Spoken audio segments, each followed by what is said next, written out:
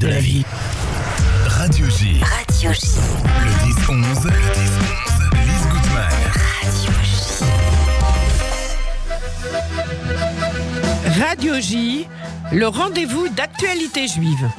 Laurent Cohen-Coudard, bonjour, merci Bonjour. d'être avec nous. Merci de me On recevoir. attend Alexis Oui, Lacroix ou pas. ce garçon est un point d'interrogation. donc- Alors, cher Laurent, Oui. à la une d'actualité juive, Macron, la faute. La faute, c'est vraiment... Il y a un mot, mais c'est peut-être le mot juste. Oui, c'est, je crois qu'il vous plaît bien ce mot. Ça, Oui. vous savez, quand on C'est fait... pas qu'il me plaît, c'est qu'il Allez, résume. Alors oui, je vais vous dire une chose honnêtement, en coulisses, c'est vrai qu'on est des fois, voilà, on est un petit peu trop dirigé là-bas et on n'est pas toujours d'accord. Et j'avoue que moi, à la base, c'est pas un titre qui me plaisait forcément. Je vais vous dire pourquoi. Parce que j'avais l'impression que c'était un événement ponctuel. Alors oui, il y a l'embargo sur les armes à Israël, qui est une catastrophe. Et la faute dont on parle, c'est une faute morale, évidemment. Mais pour moi, ça résumait pas l'ensemble de l'œuvre de Macron depuis le 7 octobre. Son alternance, son en même temps, le fameux en même temps qu'on Oui. dit, qu'on répète, etc.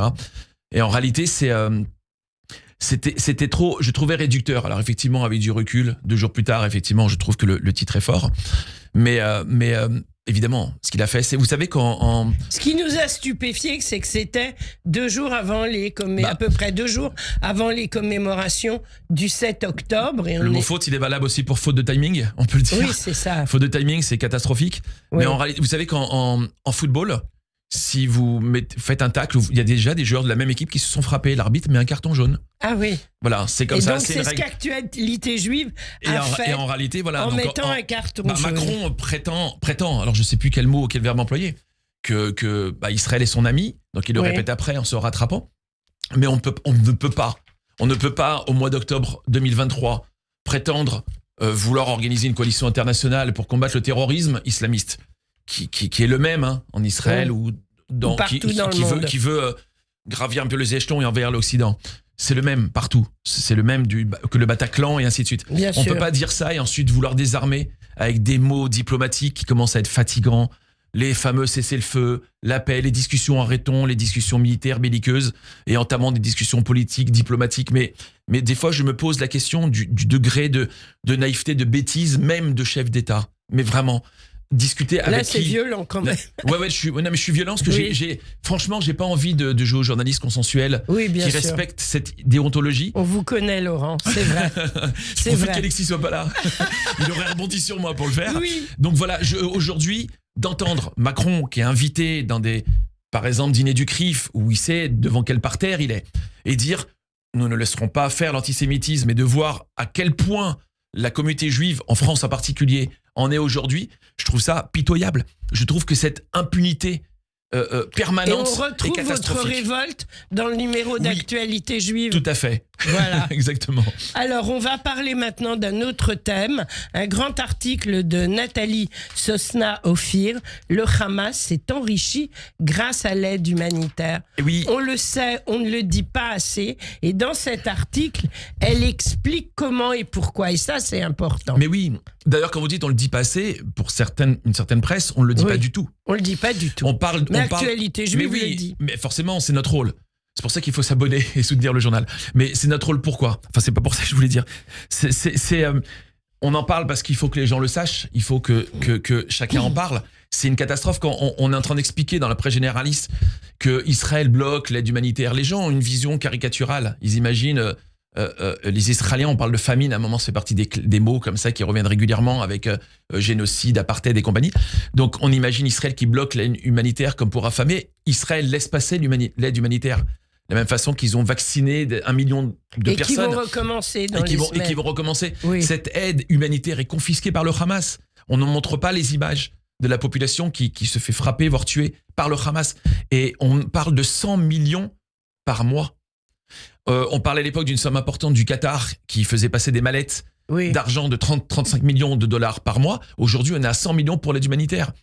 Est-ce que la paix les intéresse vraiment? Je ne crois pas du tout. Donc vous leur discutez, on en revient à la discussion juste avant. Je pense que... Donc un article de Nathalie Tout à fait. C'est un dossier Sosna-Ophir, un dossier important pour mieux comprendre ce qu'il se passe réellement à Gaza. Alors Exactement. un autre article dans ce nouveau numéro d'Actu-J, le tourisme israélien éprouvé par la guerre. Alors là, c'est presque comme une évidence, mais c'est bien triste et c'est comme ça. C'est terrible. C'est terrible. On sait que même au niveau économique, d'ailleurs, on a un dossier qui nous parle à Moody's, la note économique d'Israël est descendue. Donc, c'est jamais bon. Ça a toujours des incidences, des conséquences forcément derrière. Le tourisme israélien, on a une interview du ministre du Tourisme, Chaim Katz, donc un dossier qui a été réalisé par notre ami Jonathan Namani. Et ça fait mal. Ça fait mal de se dire... forcément, vous savez, le tourisme en Israël, les gens pensent aux Juifs, mais la grande majorité sont des non-Juifs qui vont en Israël. Nous, on va avoir un raisonnement de solidarité. On va se dire, non, on va continuer à y aller. Et au contraire, on va y aller. On va aller voir nos frères, on va soutenir notre pays. Bien sûr. Mais il faut comprendre aussi le reste de la population. On va dire qui se disent, non, on va dans un pays... Voilà, on part en vacances, pas dans un pays en guerre pour recevoir des missiles. On voit que ce soir, le match Israël-France se joue en Hongrie, à Budapest. Parce que les conditions sont pas réunies pour organiser un match de football et je ne suis pas sûr que l'équipe de France se serait déplacée là-bas. Donc pourquoi voulez-vous que forcément le tourisme est touché? Donc les conséquences, elles sont terribles et ça nous fait très mal. Oui, et c'est des conséquences financières également qui sont très importantes. En plus du coût de la guerre, évidemment, ça tape dans tous les domaines, quoi. Alors une interview de Chaim Katz également à la une d'Actualité Juive. Les dommages causés par la guerre sont inédits, mais nous y remédions. Alors, ils sont toujours très inventifs en Israël. Donc ils ont des parades. Le tourisme est organisé maintenant on est un petit peu sorti des sentiers battus du tourisme habituel. Donc le tourisme continue en Israël avec par exemple des vignobles, des routes de vin dans des endroits qui sont plus sécurisés.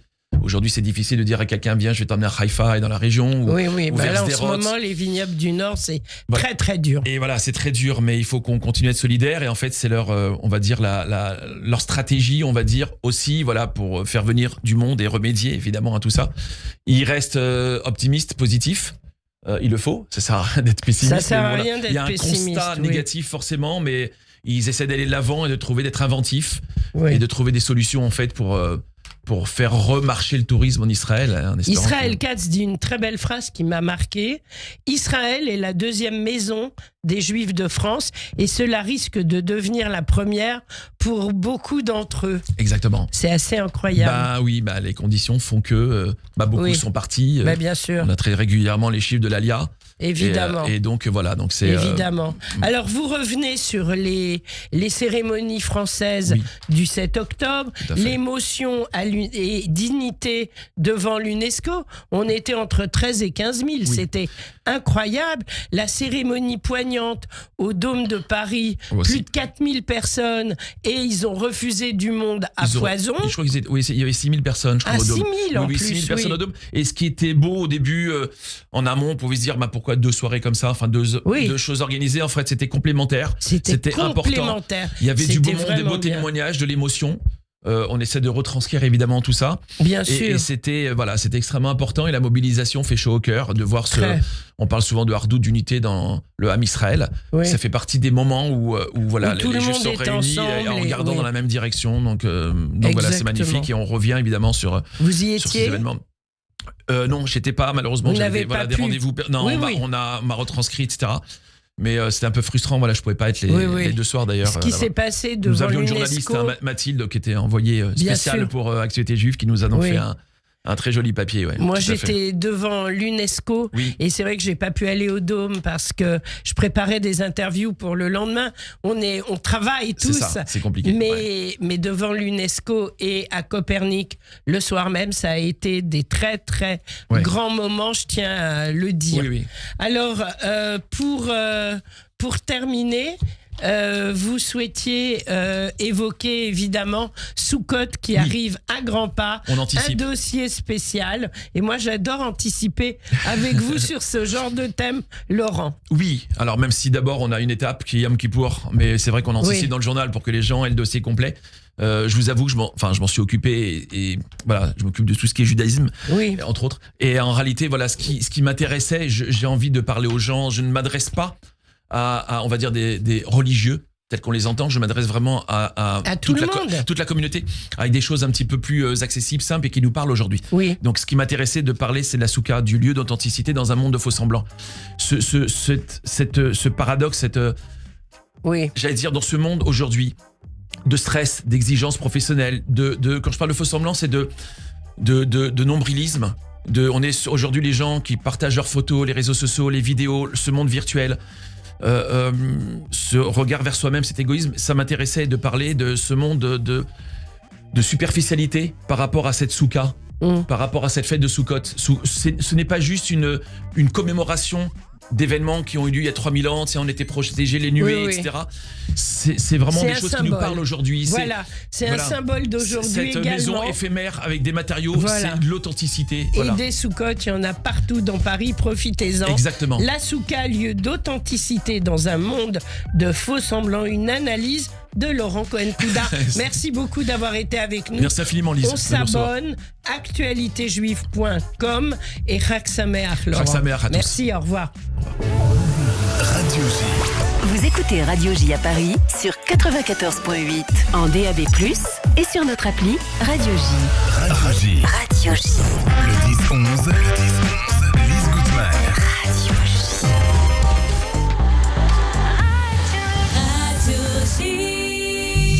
Il est 10h30 et tout de suite, c'est le rappel.